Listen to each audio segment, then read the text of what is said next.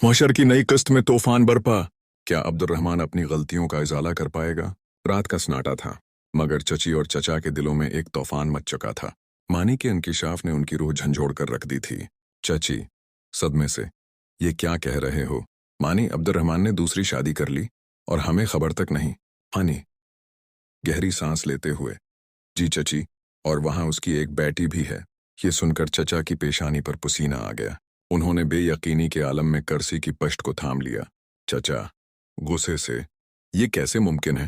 Abdurrahman ने यह सब कुछ कैसे किया? क्या उसे आयमा की कुर्बानी का जरा भी एहसास नहीं?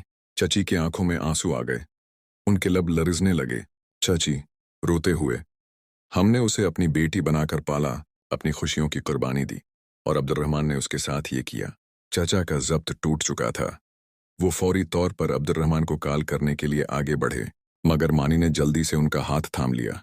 मानी मुरमाई सख्त लहजे में, नहीं चचा, आयमा ने सख्ती से मना किया है कि इस मामले पर अब्दुर्रहमान से कोई बात न की जाए।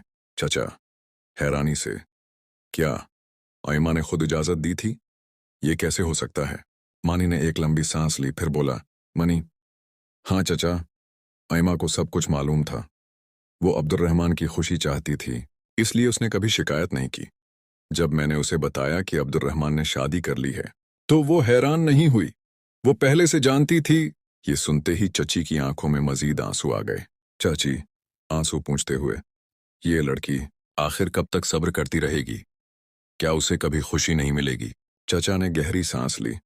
उनकी नजरों में अब भी गुस्से की चिंगारियां थीं। चचा, मगर मैं अब्दुर्रहमान को यूं नहीं छोड़ूंगा। उसे एहसास होना चाहिए कि उसने क्या किया है। मानी ने उनकी बात काट दी और उनकी आंखों में देख कर कहा, मानी, क्या चचा, अगर आपने अब्दुर्रहमान से कुछ कहा तो आयमा बहुत नाराज हो जाएगी। उसने अपनी जिंदगी की सबसे बड़ी कुर्बानी दे दी है, अब उसे मजीद तकलीफ देना मुनासिब नहीं। ये सुनकर चचा खामोश हो गए। उनके अंदर का तूफान थम तो नहीं सका, मगर दब जरूर गया। दूसरी तरफ अब्दुर्रहमान का जमीर जाग उठा। अब्दुर्रहमान अकेले अपने कमरे में बैठा था। उसे एहसास हो रहा था कि उसने आयमा के साथ कितना बड़ा जुल्म किया है। अचानक उसका फोन बजा। स्क्रीन पर चच्ची का नाम चमक रहा था। उसने धड़कते दिल के साथ कॉल रिसीव की। अब्दुर्रहमान, जी चची, मगर दूसरी तरफ खामोशी थी।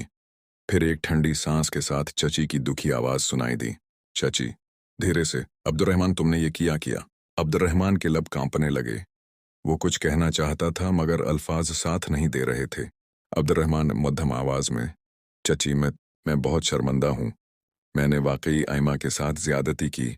चची के आंसू निकल आए, मगर वो सख्ती से खुद को संभाले हुए बोले, चाची, शर्मिंदा होने से क्या होगा अब्दुर्रहमान?